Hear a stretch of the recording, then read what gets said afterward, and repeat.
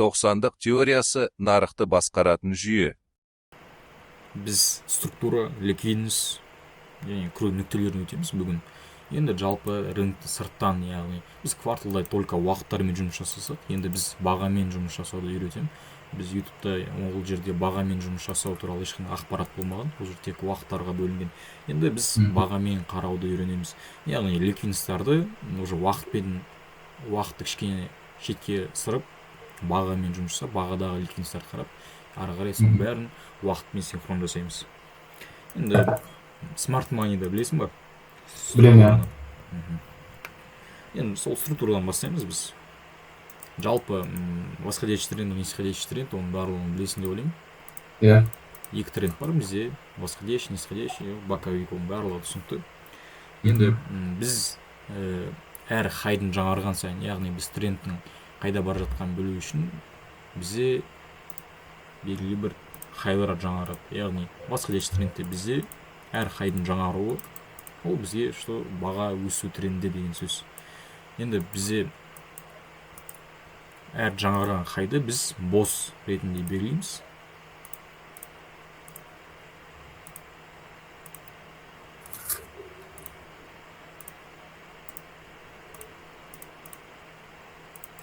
Ал тренд слом болып ауысқан жерін біз чөч дейміз.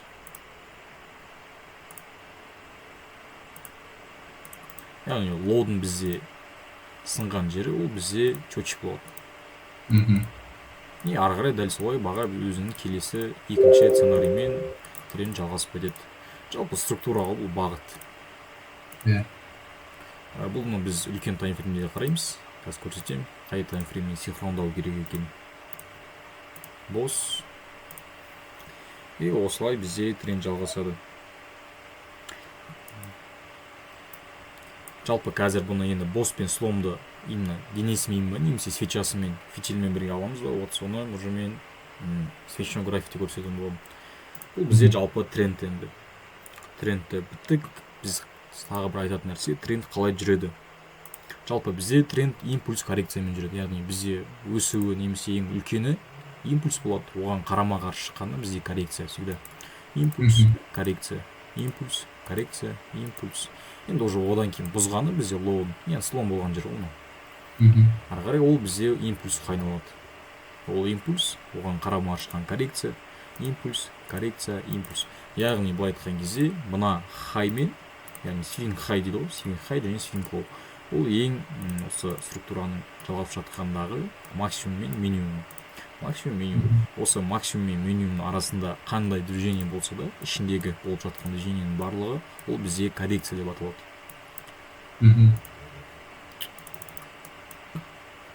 Ішінде болып жатқан движениенің бәрі коррекция. Дәл солай нисходящий трендте де. Качество нормально болып тұр ма? Әдемі, Жақсы. Все. Енді ликвидностьқа келетін болсақ, бізде ликвидностьтан түрлері бар. Яғни біз бағамен алғандағы ликвидность, уақытпен бөлмегендегі ликвидностьтарға қарайық. Енді ол қандай ликвидностьтар бізде? Бізде PDH, PDL, EQ High, EQ Low, PVH, PVL деген ликвидностьтар, жалпы оны да білетін шығарсыз, бірақ тағы қайталап өтейік.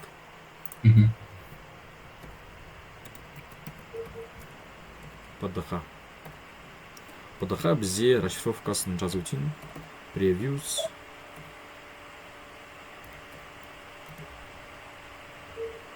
Daily High.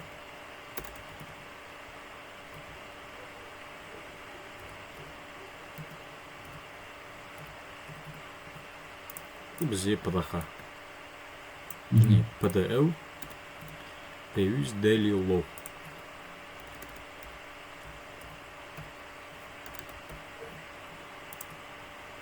Бұл бізде жалпы алдыңғы күннің хайы немесе лоуы.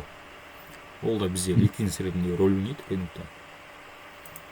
Және PVH, PVL, ол уже алдыңғы аптаның хайы мен лоуы. PVH бізде Previews, Daily, то есть Weekly High.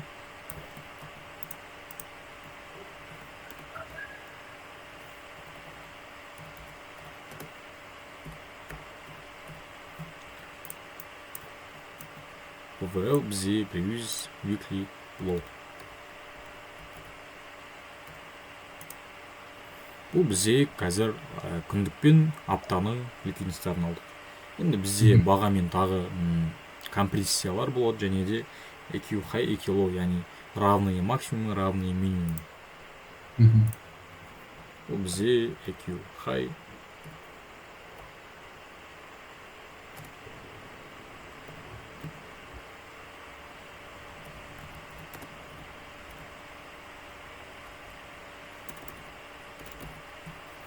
және EQ low.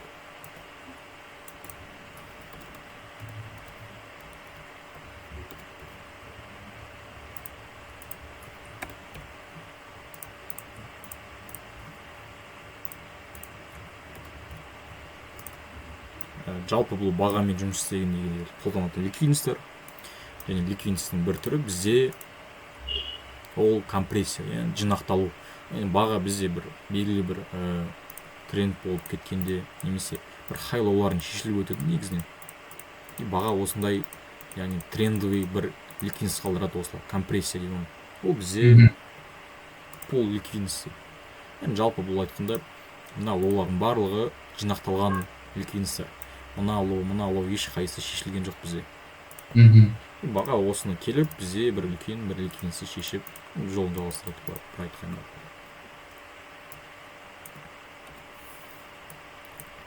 Ликвидностьтармен таныстырдым. Енді бізде ең керегі бұл рынокта ТВХ дейді ғой. Ключевой входа. Яғни K-level'дар, ключевой уровеньдер біз қолданатын. CRT бөлімінде уже ордер болады, имбаланс, брейкер блоктар қолданатын болса, бұл жерде более точный, яғни уже сызықтық, линейный K-level'дар болады. Ол деген уже бағаның дәл уровеньге келіп, дәл сол жерден ликвидностьпен қосқанда синхрондағандағы алатын реакциясы болады. Бізде жалпы қолданатын 6 K-level бар, ключевой уровень. Солар жазып өтем. И біз қазір болып жатқан нәрсенің бәрін сразу свечный графикке өтіп, соны сол жерден қайталаймыз. Бізде біріншісі K-level. Былай бірінші 6-аудың жапшық, 2,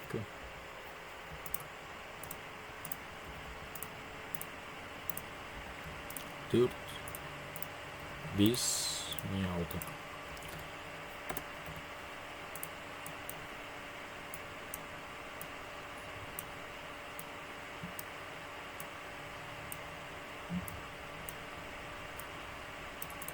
Бірінші K-level бізде ол классикалық А деп аталады.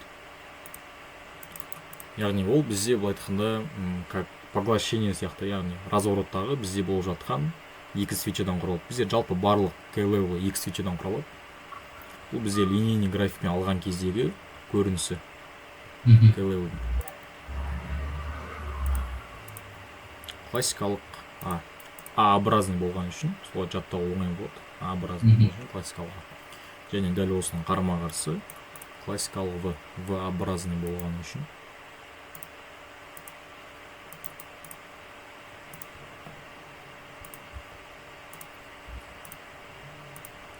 Классикалық В. Бізде 2 K-level кетті. Және 3-ші K-level ол бізде RBS.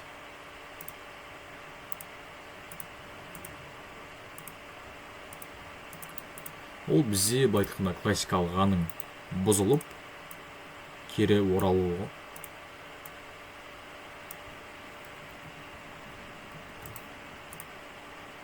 Классикалық А болған, бізде ол жерде бұзған, кері оралып, ол бізде RBS болған.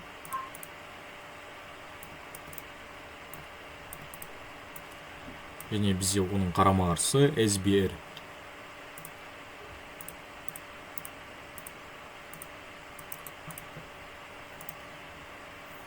Жалпы бұл K-level'дар өте мықты жұмыс жасайды, рынокпен, ликвидностьпен байланыстырған жағдайда. Бұл бізде SBR. 5-ші K-level. Ол бізде QML, quasi-model level. Бұл көп жағдайда бізде разворот жерлерде, немесе ликвидность тазарылып, бұрылып жатқан жерлерде көп болады.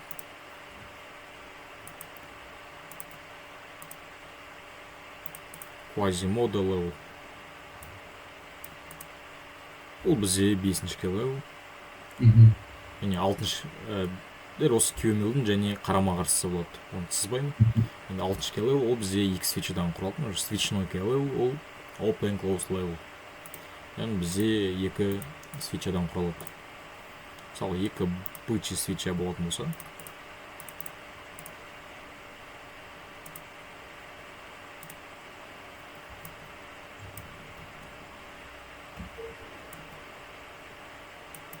бізде жабық және ашық жері. Яғни бізде свечаның жабылған және ашылған. Open, close.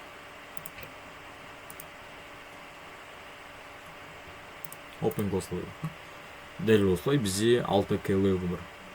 Осыны кішкене задержка жасаймын, бір көзбен қайталап алсам болады. Енді осыларды қазір біз уже структурамен байланыстырып, levelдермен жұмыс жасаймыз. Және оған ликвидностармен. Бізде былай, мысалы структура ең бірінші бізде қарайтын ол структура. Структураны қарап, бізде ең үлкен бағыттарды анықтаймыз. Бағыт жалпы қайда кетіп бара жатыр? Құлап жатыр ма, өсіп жатыр ма? Енді соған біз ликвидность қосамыз. Ликвидность уже бағаның коррекцияға дейін бара ма, бірінші немесе импульс жасай ма? Вот соны біліп аламыз. Енді ликвидностьтан кейін бізде обязательно уже level тұрады, ключевой уровень. Яғни біздің ТВХ-мыз. Бізде level дұрыс жағдайда орындалу үшін бізге ликвидность керек. Ликвидность табамыз и level'ымызды орындайды. Бұл айтқан кезде ликвидность бізде нарықта как бензиннің рөлін ойнайды. Точка адам баға жету үшін, яғни мысалы бір импульс жасады, оған қарама-қарсы коррекция жасайды. И импульс, яғни бензин жинады и level'ға келіп, дальше ары қарай уже келесі боссына немесе сломына кете береді. Айтқандай, бізде синхронды жасау үшін бізге 4 сағат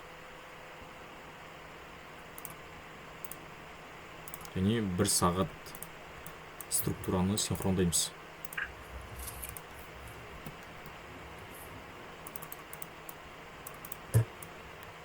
Төрт сағат бізде үлкен структура болса, оның ішіндегі кіші структура бізде 1 сағат таймфрейммен қаралады. 4 сағат таймфреймге өттім. Артқа қайтайық. Примерно осы жерлерге қайтайық. Так, мынау бізде ноябрь айы 24-ші жылдар екен. Осы жерден біз уже структураны сақтына. Мына жер как раз бізде нисходящий тренд, яғни әр лоудың жаңаруы болып жатыр. Енді айтқандай бағана босс және сломды біз денесімен немесе тенмен бірге қайсысын аламыз. Жалпы өзің қолданатын қалай аласың боссты денесімен немесе тенмен? Тенмен аламын. Тенмен, яғни боссты былай. Мен өзім былай. Енді бізде бұл қолданатын структурады боссты біз денесімен аламыз. Босс денесімен, слом болса уже тенмен бірге болады. Яғни денесімен денесін алу керек, тенмен денесін алу керек деген сияқты. Босс.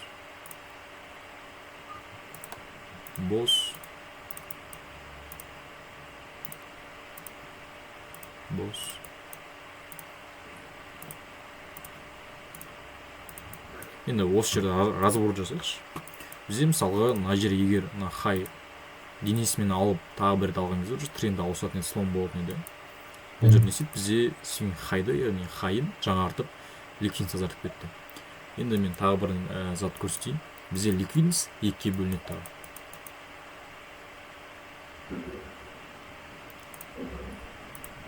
Яғни бізде ликвидность екіге бөлінеді. Ол бізде мысалы, мынау бізде импульс. Мынау бізде хай, максимум импульсын және минимум. Бізде хай мен минимум бізде сыртқы ликвидность болып табылады. Сыртқы ликвидность. Вот осы импульс ішіндегі минимум мен максимум ішінде болып жатқан коррекция, осы коррекция бізде ішкі ликвид. Ішкі ликвидность. Индусмент дейді, бұл айтқан кезде IDM дейді. Баға қалай жүреді? Негізі тренд бізде вообще только былай жүрмейді ғой. только хайларын жаңартып жүрмейді. Бізде манипуляциялармен алда ликвидность тазартып, стоптарды алып, жалпы тазалап жүреді рынокты. Яғни бізде бос болса сыртқы ликвидность тазарды, яғни бұл жерде уже бос.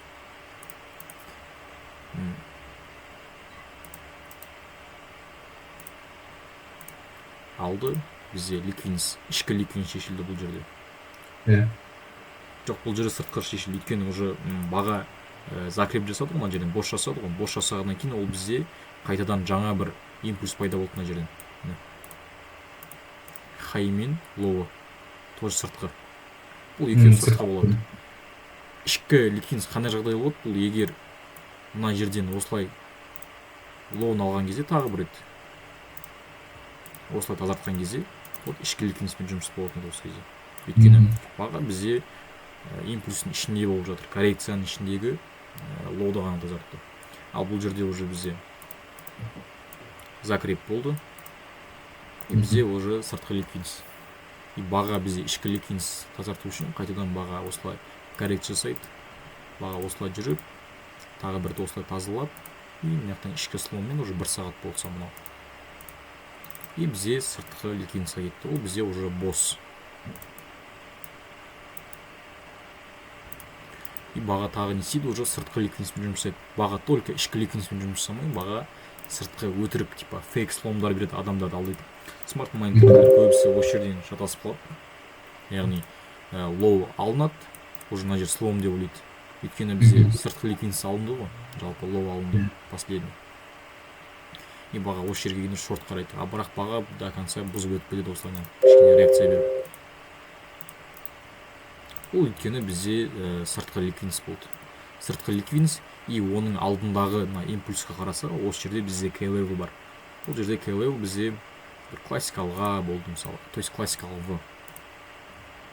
Классик. Осылай болсын. И осылай K-level'дан алып кетеді реакция. Жалпы сыртқы ішкі ликвидностьті түсіндіре алдым деп ойлаймын. Графиктен көрсетейін. Бұл жағдайда мысалға low, high, low, high бізде на последний high.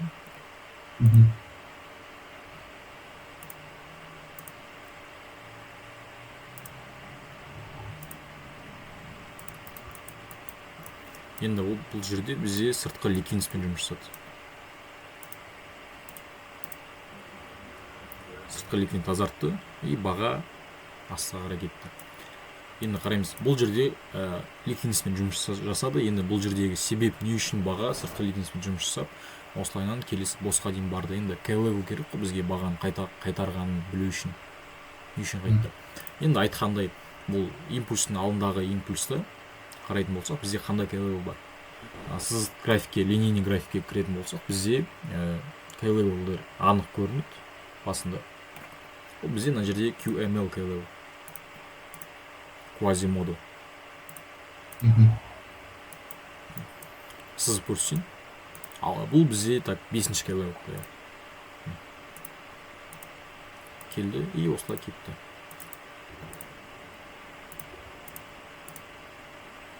Міне.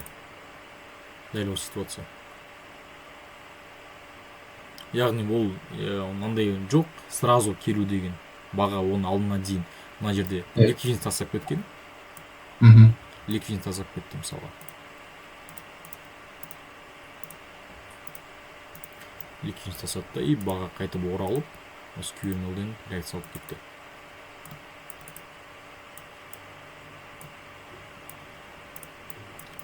Енді тағы бір сұрақ болуы мүмкін. K-level'ды қалай аламыз? Жалпы бізде K-level 2 свечадан құралады ғой енді. Мысалға, мынау 2 свеча, мына классикалық A ретінде алатын болсақ. Біз бірінші свечадан ба, немесе яғни бір ма, немесе екінші свечадан ба аламыз K-level'ды сызамыз. Жалпы біз свечаның жабылған жерінен аламыз. Яғни бізде мынау long свеча болса, жабылған жері осы ғой. Екінші свеча уже ашылған осы жерден бастап, ашылған, түсіп кеткен. Егер біз ашылған жерінен алатын болсақ, K-level'ды, ол бізде линейный графикте ауада қалып қалады K-level. Сол үшін біз жабылған свечадан аламыз K-level всегда. яғни мына жерде ол бізде мына жер болады, жабылған свеча, мынау ашылған жері уже.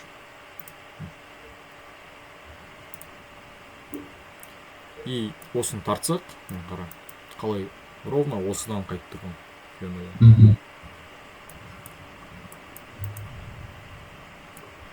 Енді бұл жерде енді целі енді бос болады ғой, енді нисходящий тренд болғаннан кейін бізде сыртқы ликвидностьпен жұмыс жасады, аса кетті. Егер біз дәл осы жерде тағы 1 сағат кірсек, мынаның ішін тағы бір зерттеуімізге болады тренд ретінде. Осы жерді қарап көрсек 1 сағатпен. Ал осыға кетіп қалды.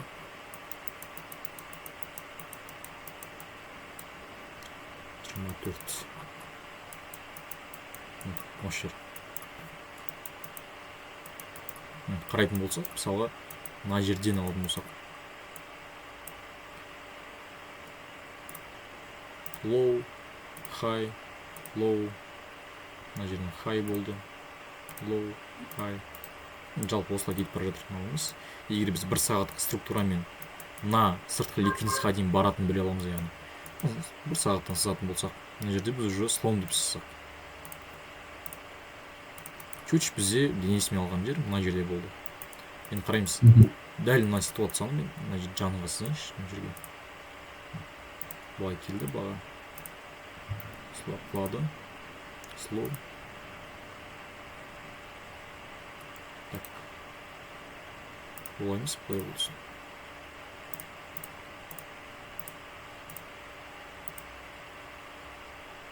Осылай келген.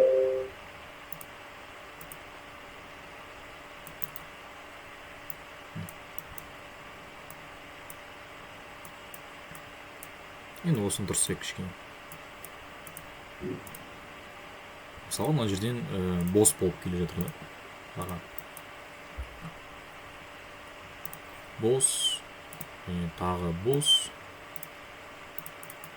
И бізде мына жерде слом болды. Ол бізде мына жер.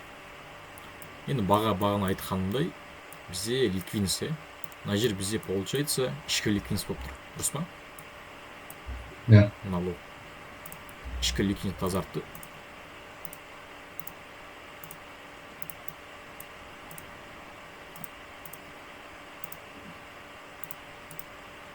И бізде оны ликвидность тазартқаннан кейін не болады? Бізде K-level болады. Импульстың ішінен қарасақ, бізде K-level табамыз. Ол бізде мына жерде қандай K-level? Линия график кірсек, міне.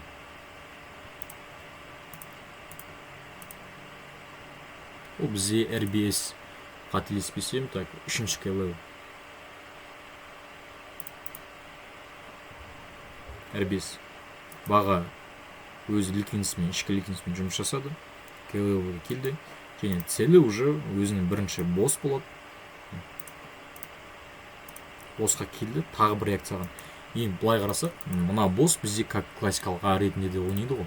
Яғни классикалық А ретінде. Тоже бізде көп жағдай мынандай болады осыған. Көп адам, мысалға, мына жерді ұзын тен деп ойлайықшы, былайынан. Осылай тен болды. И бағаны тейкті былай наған қояды. Мына жерге қояды тейкті ше. Стелді ашқан кезде. Баға не істейді? Өсіп келеді. Мына жерде енді классикалық А бар ғой. Соған келеді, реакция алып, коррект жасап, мына жерде бұл тұрса, сонымен шығып кетеді, яғни. Ол жерде, значит, мына жерде біз классикалық А бар. Енді тоже K-level бар, реакция алатын. Енді қазір графикін көрсем, көп жағдайда қайталанатын нәрсе бұл.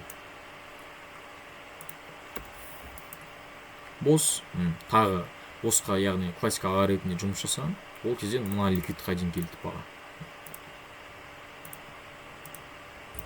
Ликвидностьқа келді, ликвидность тазартты, и баға көтерілді. Енді мына жерде неден көтерілгенін қарайтын болсақ, бізде бағана соңғы K-level айттым, 2 свечадан құралады. 2 свеча. Open close level. Ашық және жабық level. Так, open close level.